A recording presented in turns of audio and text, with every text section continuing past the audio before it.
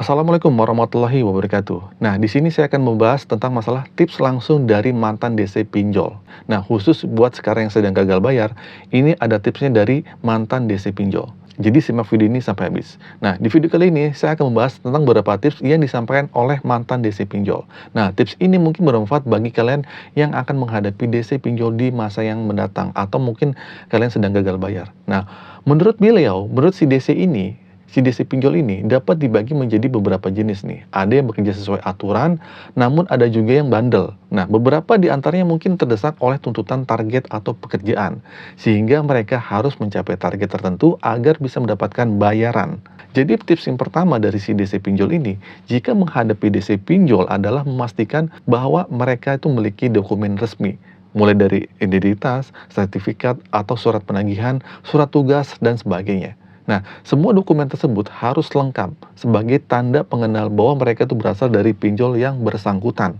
Nah, itu tips dari DC pinjol itu ngomong seperti itu. Nah, jadi menurut mantan DC pinjol yang kita dengar, tanda pengenal dapat dengan mudah dipalsukan.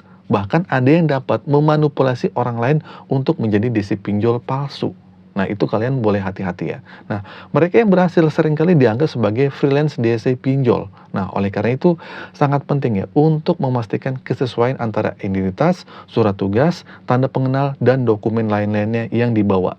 Kalian pastikan keasliannya. Untuk memastikan keaslian DC yang datang, periksalah apakah identitasnya sesuai dengan surat tugasnya. Nah, kebanyakan orang seringkali tidak meminta hal tersebut, sehingga terkadang penipuan sering terjadi. Nah, jadi dipastikan untuk melakukan verifikasi agar tidak terjadi penipuan. Nah, tips yang kedua, ketika kalian dihubungi terus-menerus oleh DC pinjol, hindari terlalu mendengarkan apa yang diucapkan atau diperingatkan oleh mereka. Terutama jika berkaitan dengan ancaman hukum seperti dipolisikan lah, dipidana, dan sejenisnya. Ini dipastikan tidak benar karena tugas utama DC pinjol adalah memberikan peringatan, menekankan, menakut-nakuti agar kalian segera membayar pinjaman online yang sedang gagal bayar itu. Nah, jadi menurut mantan DC pinjol, hal ini seringkali menjadi tujuan utama mereka. Nah, selanjutnya ya, tips yang selanjutnya adalah DC pinjol itu cenderung menggunakan nasabah yang memiliki potensi pembayaran tinggi dan nilai hutangnya tinggi. Nah, ini karena mereka memiliki target nominal dan jumlah nasabah yang harus dikejar setiap bulannya. Nah, setelah mengetahui hal-hal ini, ingat ya, bahwa DC pinjol harus tetap mengetahui aturan yang tidak bisa mereka langgar. Karena mereka beroperasi di bawah OJK. Nah, ini yang khusus yang legal OJK. Nah, oleh karena itu, tidak terlalu khawatir atau takut dengan DC pinjol. Karena mereka sudah terikat oleh aturan-aturan yang ketat.